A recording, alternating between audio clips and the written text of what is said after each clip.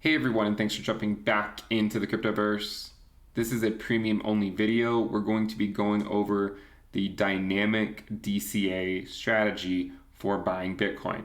If you guys like the content, make sure you subscribe to the channel, give the video a thumbs up, and also check out the Telegram channel, which you can find a link to in the description below. Let's go ahead and jump in. So this is a strategy that we generally use for buying Bitcoin.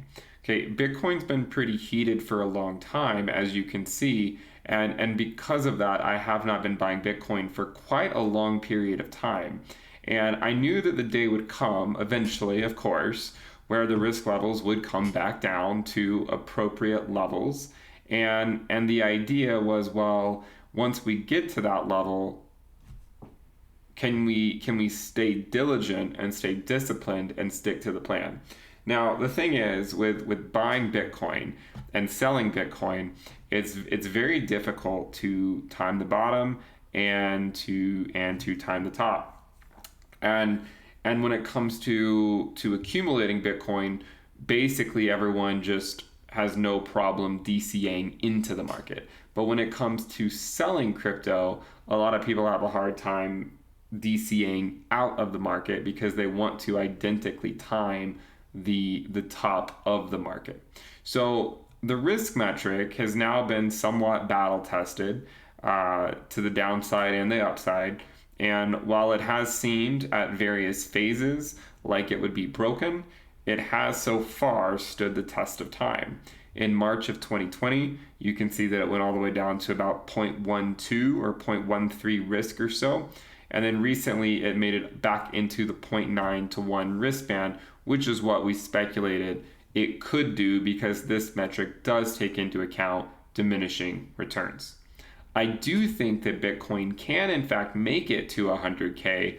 It was just that the risk metric has, it showed so far that when it made it into the 0.9 to 1 risk band, it was closer to 60K over here and even lower over here. And because of that, I think that we just need a little bit more time to get there so that the risk bands adjust and as we gear up for another move.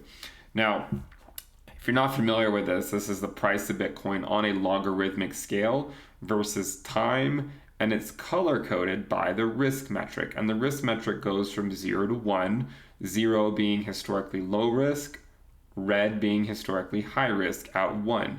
And so when you look at this chart, you just say if you only ever bought Bitcoin below a certain risk threshold and then you only sold it above another risk threshold, then you would probably be doing relatively well. Now, the tricky part is staying diligent for the long term. You can see that if you started buying Bitcoin, say back in early 2018 when we first came down to these levels, and we were trading at around $6,000 for a long time, you may have wished you had waited a little bit longer because it then dipped down here. But remember, we only spent about 4 months right here before coming back up. So as long as you don't immediately need the money, it's not that big of a deal. And we have ways that we can capitalize on further drops in the market. So when we look at this chart, we notice that, hey, the risk level has come back down some. Finally, after 8 months or so. Now remember, if you follow this risk metric, the last time that I bought Bitcoin was in fact in October at around $12,000. And I was accumulating it for years before I stopped buying it. Now, when the prices go up and then the risk levels go up, then people will obviously say, well, how come you no longer buy Bitcoin? And it's all about incorporating risk into the strategy. Because obviously you could argue that you could just continue to chase it forever with the implication that it's going to one day go to $100,000. I like to operate with the thinking of never let a good bubble go to waste. So I didn't think that we were going to go to 64K that quickly, but because we did, I wanted to make sure I took profits along the way. And if you follow the stop limits tab on the risk dashboard, you'll see that out of the Bitcoin that was in short-term capital gain or long-term capital gains territory for me, I sold 86 to about 87% of my Bitcoin. Now, at the lower risk bands, when it was moving up here and I was selling some, I was actually selling it over to Ethereum, Link, ADA, and DOT primarily. And the reason for that was recognizing that, okay, Bitcoin's moving up. I want to get into these assets that are still relatively cheap. Remember, Polkadot was range bound between $3 to $6 until the end of the year of 2020. Cardano went on a crazy run in 2021. A lot of these coins made crazy runs back in 2021. And so I was, in anticipation of that, I saw the Bitcoin risk level going up. I wanted to maximize some of or increase some of the altcoin percentages because I wanted to make sure I had the exposure. I know altcoins do well when Bitcoin goes into these types of phases, and oftentimes altcoins can outperform Bitcoin. But then when things turn bearish, we have to recognize that Bitcoin can often outperform altcoins. And that was, in the video last week, we said the middle game. And I said, sometime in the next 6 weeks, I think the Bitcoin dominance is going to turn around. It was within 1 week. Okay, it was within 1 week. The Bitcoin dominance has turned around. Obviously, it was going to either be with Bitcoin price discovery or Bitcoin capitulation below the 20-week SMA. It was the latter. And you can see now that we've entered a different phase of the cycle. And what is that phase? Well, Bitcoin has had other corrections, okay? It had other corrections where it went to 42K and then it went back down to 29K. And then it went to 58K and then it dropped back down significantly then too. But altcoins remained relatively bullish. Now that Bitcoin is below the 20-week SMA, you probably can kind of notice that a lot of altcoins aren't exactly holding up that well. And that's the point of the 20-week SMA. It's that when we're above it, altcoins can recover relatively quickly when Bitcoin drops. But when we're below it and Bitcoin goes into that bearish phase, Bitcoin just continues to hammer altcoins week or day after day, week after week, month after month, depending on how long it lasts. And so that's why, if you guys were following me last week when I was discussing, okay, what happens in the event of a dump, we know the dominance is going to go up. So that means is that if you're accumulating anything based on what the data suggests, Bitcoin is among your safest options right now, because in the event that the market continues to dump, altcoins are just going to get absolutely hammered. And so putting fresh capital into altcoins when Bitcoin's below the 20-week and just closing below it for the first time is very risky. It doesn't mean it can't pay off. It just means it's incredibly risky, and it's not something that I would entertain. Now, there could be examples of when I would go heavy into altcoins when Bitcoin is below the 20-week SMA. For instance, if we're dumping down to much lower moving averages, we haven't even gotten to the 50-week moving average yet. But if we were to dump to much lower moving averages, then at some point you could argue that, okay, well, if you think it's the bottom, like if you're pretty sure, then going into altcoins at that point can make a lot of sense, because if you measure the ROI from that point for the duration of the cycle, then they tend to outperform Bitcoin. But if you buy altcoins like every single week when Bitcoin's going down, generally speaking, their valuation against Bitcoin will likely continue to bleed, and therefore you would have just been better off buying Bitcoin. And then whenever the tides turn and Bitcoin starts to appear bullish again, or it seems like it could be turning around, then you go into altcoins, and you can probably get a lot more of the alts than if you had just bought it with USD when Bitcoin was bleeding. So let's take a look at this chart. So you can see this is what happened. I've included the hourly data for the dumps so you can see how far down the risk level went during those dumps. This was the March capitulation. You can see we came all the way back down to about 0.12 or 0.13 risk.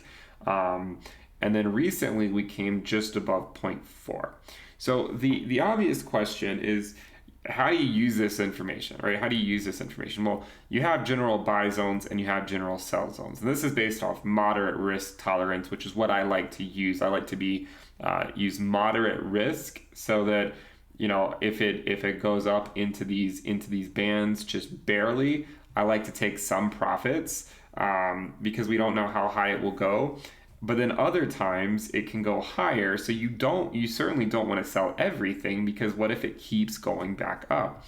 So you break these up, and this is what I do. I break them up into different buy and sell regions. So like X2, X3, X4, X and 5X, Y2, Y3, Y4, Y and 5Y. So the easier part is selling. Well, the easier part to explain is selling. It's harder emotionally, I think, for people to sell. But if you add these risk bands up, you just say, okay, well, y plus 2, y plus 3, y plus 4, y plus 5y equals the total number of Bitcoin that you have. So imagine you have 1 Bitcoin when you go into these bands, right? Imagine you have 1 Bitcoin.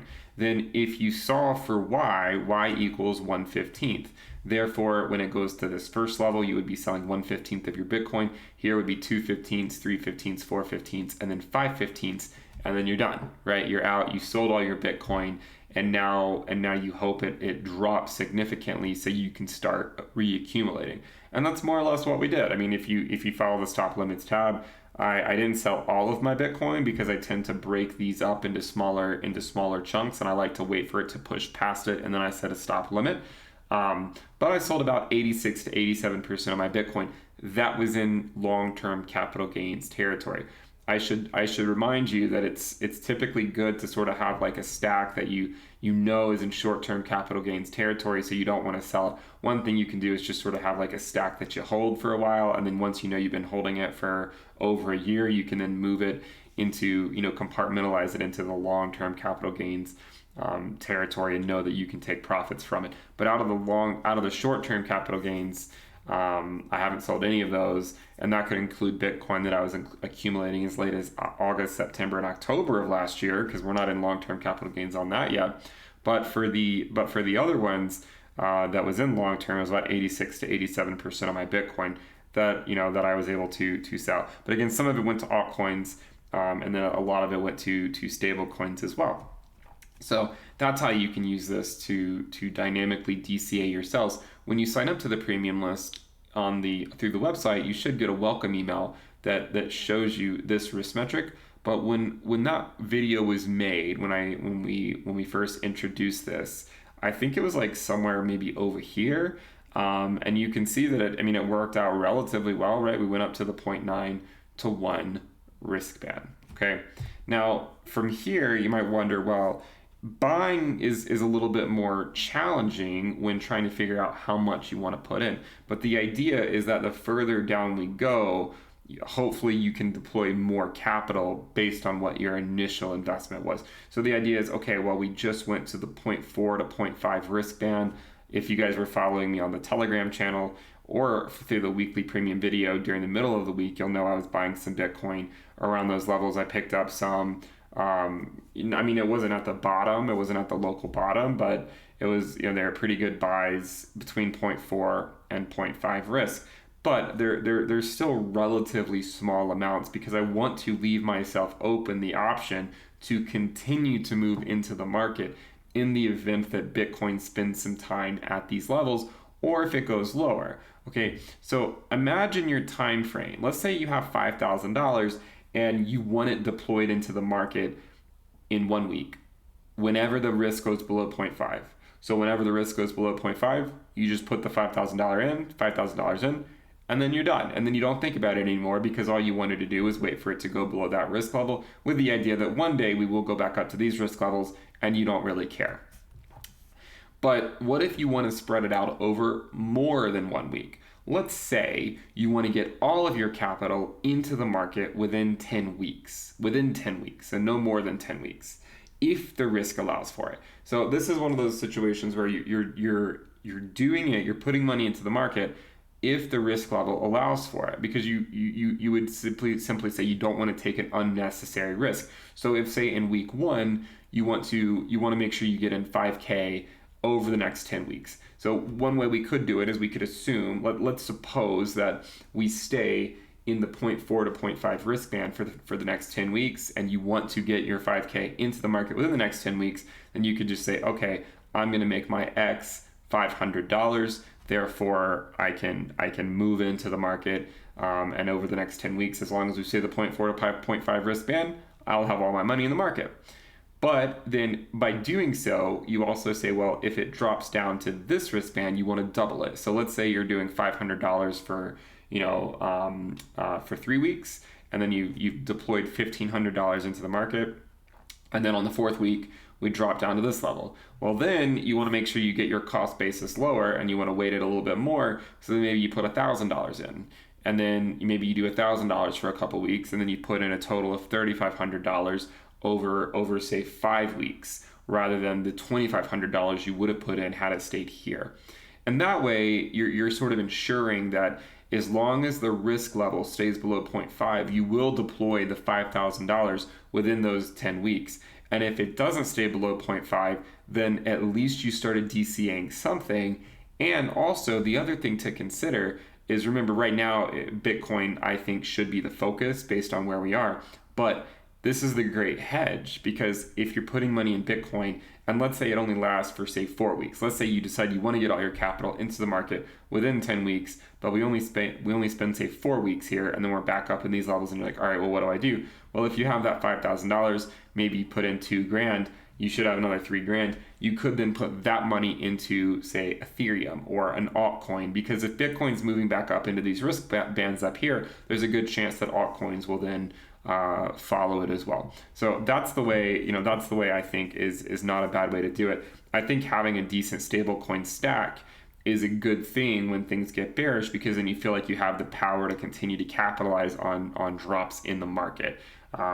And sort of jumping the gun, sometimes it can pay off, but there are a lot of times you'll wish you maybe just waited a little bit and just DC it into the market. And I think that's what we need to do, is we need to recognize that we don't know where the bottom is. I mean, the bottom could be in at 29K already, or maybe we go to 25K in a few weeks. And if it does go to 25K, you're probably going to want some stable coins on the sideline, because we don't know that it's going to go to 25K. That's why you start DCing into the market beforehand. So that's sort of just hedging your bets. And you might say, well, why not just buy Bitcoin at 50K or 60K?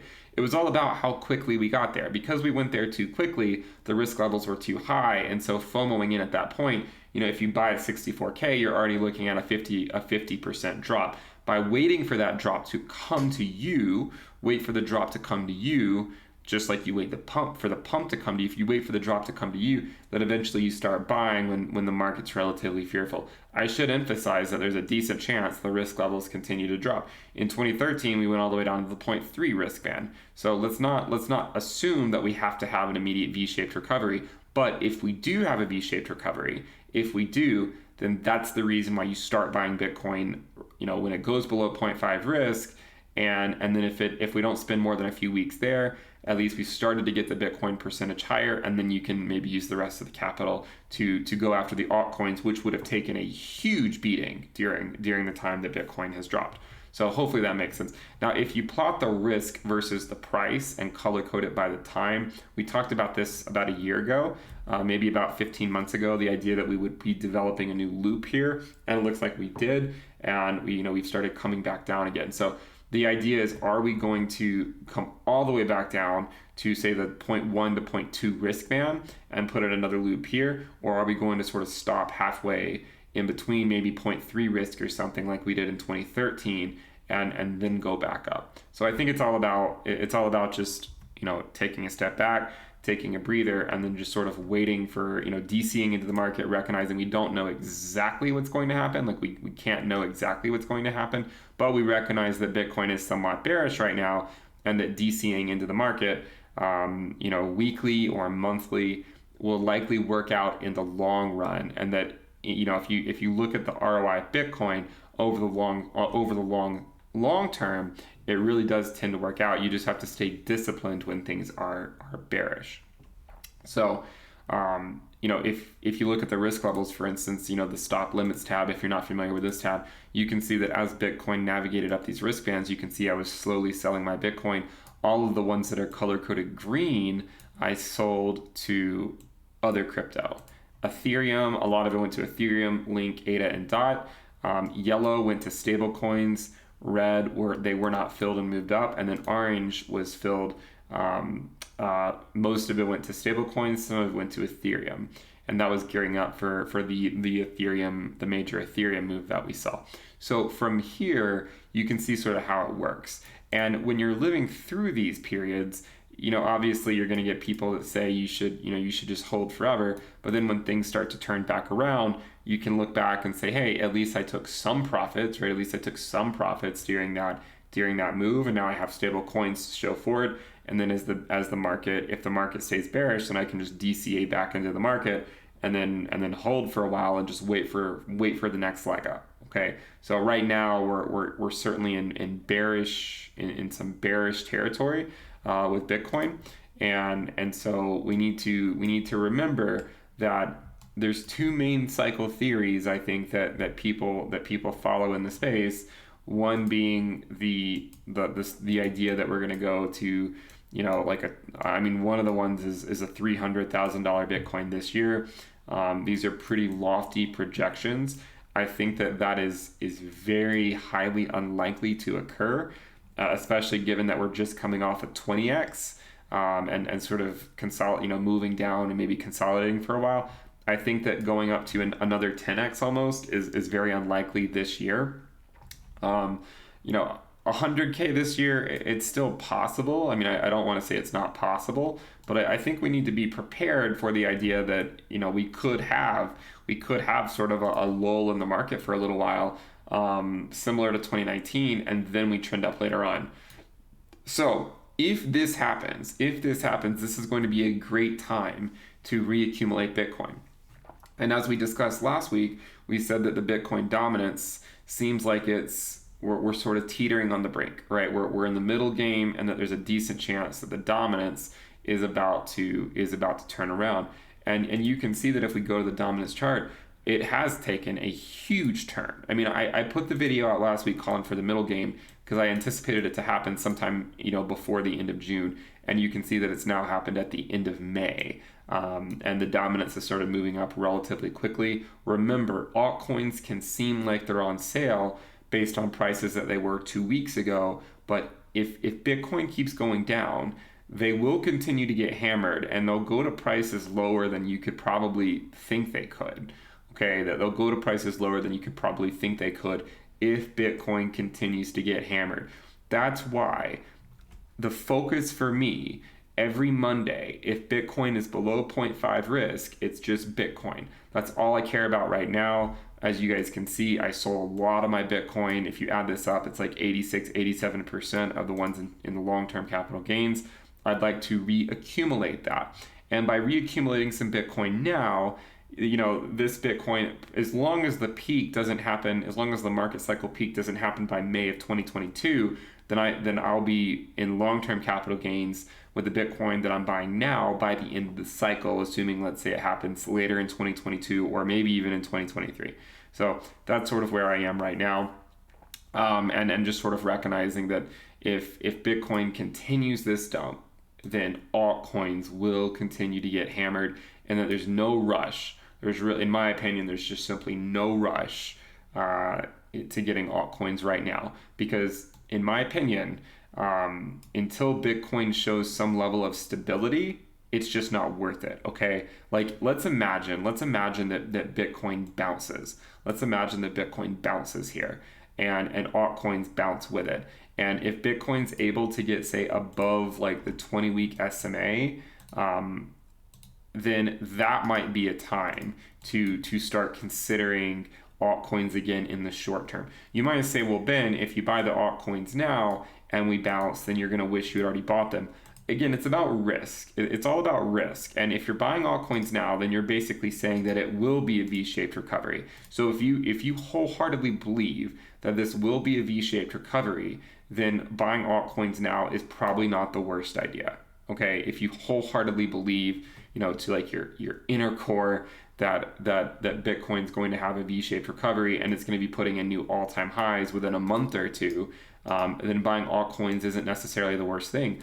My contention is that if Bitcoin does get a V-shaped recovery, like even in the most bullish case that it does get a V-shaped recovery and puts in new all-time highs, then you're still going to wish you were buying Bitcoin, probably over other coins, because Bitcoin will probably continue to outperform because we're below the 20-week SMA. So remember, during this phase, Bitcoin is more likely to outperform the rest of the market. So if Bitcoin dumps, it likely outperforms altcoins. If Bitcoin has a V-shaped recovery and goes back into price discovery mode this summer, it's likely going to outperform altcoins. That's why I think Bitcoin is the primary play. And if you go to the risk dashboard, you can see that the risk on it is below 0.5. It's currently 0.494. Remember, a lot of times you'll get dumps on Bitcoin on Sundays. Not every Sunday by any means. There's obviously been a lot of Sundays over the last 6 months where Bitcoin's done relatively well because we were in a bull market. But if you were following this channel a year ago, we saw plenty of Sunday dumps. This is UTC time. And that's what makes Mondays a great time to buy Bitcoin, typically in the second half of the day based on UTC time. Hopefully this video is informative. If you guys like the content, let me know down below in the comments like what you think about it. If you want me to go over other things or other aspects of it, and we'll just continue to play this week by week. If we do get, I know there's a lot of people. I get constant messages, all the time about what's going on here, and if this theory plays out that some other channels have, where we get a V-shaped recovery and we immediately get back above the 20-week, again, you're still going to be sitting pretty with Bitcoin.